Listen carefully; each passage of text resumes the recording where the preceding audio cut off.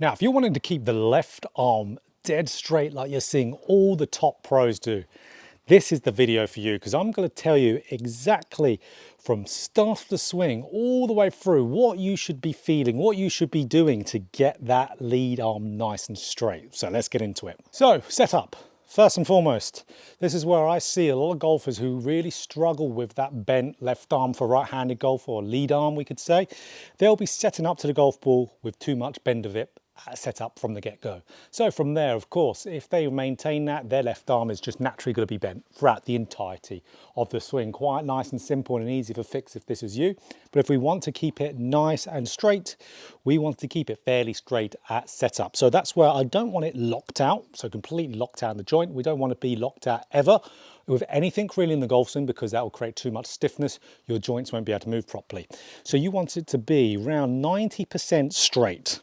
Might be a tiny give, but really still quite nice and straight with that lead arm. That's then going to keep that lead arm straight in that swing, which we know lead arm being straight is important to keep the height of the swing constant through there.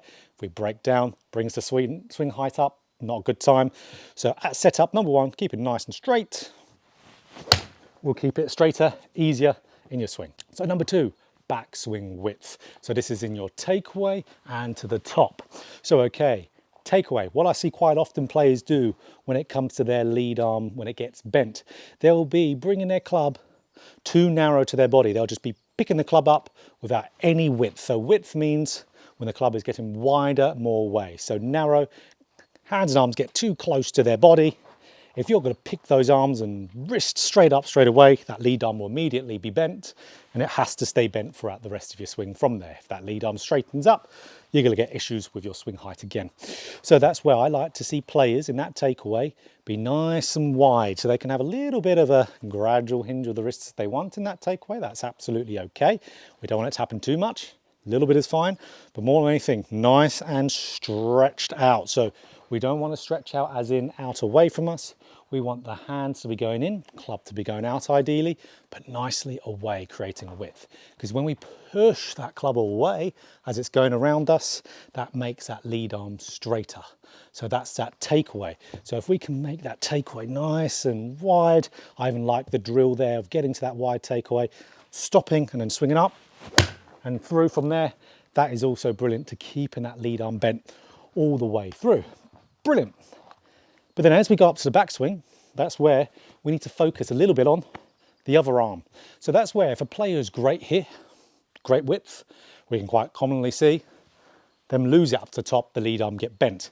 But that's quite often because of what their trail arm, so right arm for me as a right-handed golfer, does. If we get up to the top of the swing and we have the trail forearm, right forearm, get closer and closer and closer to my bicep, like I'm doing a bicep curl in the gym, a full bicep curl with the forearm to the bicep. That is going to decrease the width, get the club closer to you. Left arm has to bend and break down. So the real key and secret to getting that left arm straighter throughout the backswing is this right arm. The right arm stays as stretched out as it can, which means it won't be able to be out here stretched straight, because you've got your left hand holding onto it. Left hand will come off. So if you can feel like it's as stretched as it can, which will get you to around kind of like a 90-degree angle, a half a bicep curl. If you push that right arm out, that forearm out in this direction, that's going to make you nice and straight with that left arm. Brilliant. So I love that feel of really feeling like that right hand stretching out. It's almost feeling like you're really extending that right forearm out, pushing it up and away.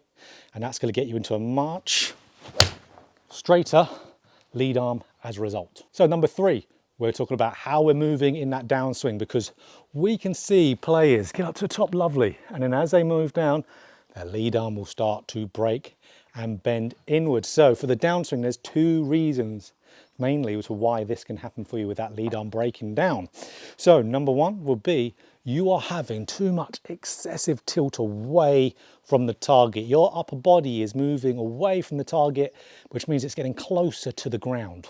When it's moving away and getting closer to the ground, your arms have to break down. Your left arm has to break up here, and it has to really bend to be able to prevent that club from diving into the ground. Because if you have excessive back up away from the target and your lead arm stays straight, you're going to hit the ground. So that's why we see so many people who do have, you know, that classic chicken wing. It's because they're really backing up through that shot. Maybe they're trying to drop that trail shoulder down immediately because they've heard that from a YouTube video from 2010, for example. Now, as we know, the sequencing of that trail shoulder going down doesn't happen at the start of the swing. It happens later on in the swing as we're approaching impact. So we want to keep that upper body more on top of the lower body for 3/4 of the way down. That won't be affecting how much the swing is moving into the ground. It's going to keep the height of the swing arc constant, and then the lead arm can nicely stay where it is. So that's one portion. We're going to get into a really good drill that encapsulates everything here at the end of the video, so be aware for that. So there's one more area in that early downswing, which rolls into the later downswing as well, that can make you in a poor spot. So, okay, club path. This is an important one. So this is now as we approach going through impact. That happens in the earlier downswing. If players swing too much over the top, so too much out to win, as soon as they start to come into the ball, of course, they're really outside that ball. So they have got to now pull inwards to be able to save the shot and hit the face. Otherwise, they'll just shank it all day long. So big over the top guys have got to pull in. What happens when you pull in? Left arm breaks down and bends. So that's where club path is so important to be able to get you into a good spot. Good thing is, with our club path, if we're nailing the other areas nicely here, especially with our width and getting that right arm nice up to top with a good drill we're going to talk about later, you're going to get your club path in a good spot anyway for the downswing. It's going to happen naturally, which is good. Multiple birds, one stone. So we want that club to be nicely on path, so then we don't have to have any pulling in movement. We can just continue to turn. That lead arm can be nice and straight. So the last point here, and that is having a good turn going through the golf ball, which helps you for that extension of the arms post impact. We see so many golfers get through the golf ball and after impact, they're like this. Everything might have been good, but because their body rotation is slowing down so much and they're swinging with the arms have to pass through the body and they would have to bend and break down, especially that left arm. So again, if we're going to keep this left arm as straight as possible, to keep that swing arc moving nicely in relationship to the ground for really good, consistent striking, we're going to have to turn through the ball. We absolutely need to turn through it. If we're getting the body rotation leading the movement through the golf ball, that arm structure of the lead arm is going to stay nice and straight. So if you see here, even if I just stop it post impact, I'm going to be nice with my body rotation. That lead arm, lovely and straight. So we need to keep that body rotation flowing. And just before we get to that drill, that's going to be part of the drill. See how I stop there post impact? Because if I'm stopping post impact, that shaft parallel with a nice straight left arm, club nicely away from me, I have to rotate to be able to do that. Again, rotation is going to then lead and the club will follow. We don't want arms to go and body to follow. That'll cause the lead arm to break down. Let's get into the drill. So guys, nice simple drill here. Now we need to implement a couple feels whilst doing this to hit all the areas nicely. Ultimately, really only 2 feels. Other bits will be taken care of by the swing plate. So before I even dive into this, if you do want one of these, before I start, there is a link in the description for a discount code on the swing plate plus extension pole attachment. So, okay, our points, we know, okay, we want number 1, lead arm fairly straight, 90% at least at setup. So that prevents us from locking out and we can still have some level of relaxedness there as well. So we know, okay, what's the next part? Takeaway, nice and wide. That's where I want you to stop at takeaway. Get to shaft parallel, nice and wide away from you, hands in, club either on the hand or just down outside the hand. That'd be ideal. That's going to fix so many other things in your golf swing as well. This isn't just going to keep your left arm straight. This is going to keep the rest of your swing moving really nicely, this drill. So then, what's our feel after that? So that's one portion of the drill. Feel is right arm pushing out up to the top, making sure we're still feeling wide. Even if we just feel nice and simple, that club still being away from us, but moving up, that will keep that right arm in a good structure. We've got this here, so we don't have any excessive movement back.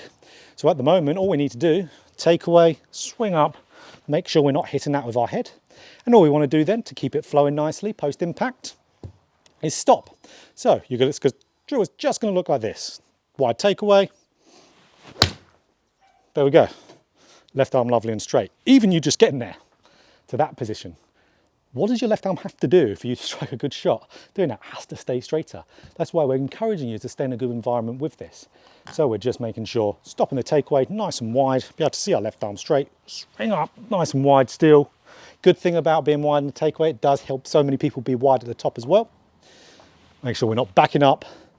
Keep that lead arm straight. Now, because we're nice and wide in that takeaway, hands are going in, club's going out, that will fix a lot of players out to win motion. This as well, with this stick being just outside our head at kind of like a 45-degree angle.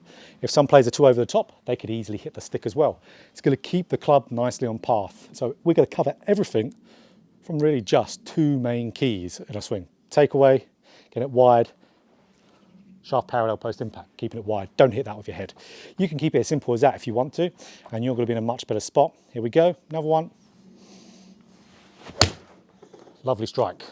Very kind of like Mo Norman-like at the end. We know he has his finish and then he stops there. Cool, right? So that's where we can take that away.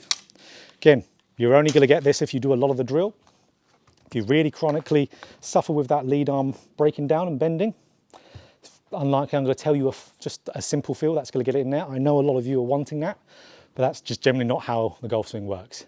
If you've been doing a pattern for a long time, you're very much in the subconscious kind of habit-driven movement. You need to break that down and work on something that is the opposite, like we're doing here. So after you take that away, you could then just do swings where you're making sure you're feeling nice and wide.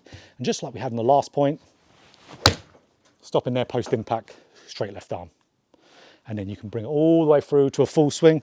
After you've got that, have a look on camera all the time as you're doing this. I generally want you to film every swing. That's why you don't have to hit a ton of balls when you practice. Just need to hit a handful and then do some normal free-flowing swings, nice and smooth to replicate nice and wide. There we go, that was a lovely strike. So that's how you keep your left arm dead straight. If you enjoyed this video, click that like button if you want more golf instruction. Just like this, hit the subscribe button, hit that bell button too to be notified every time I put out a video.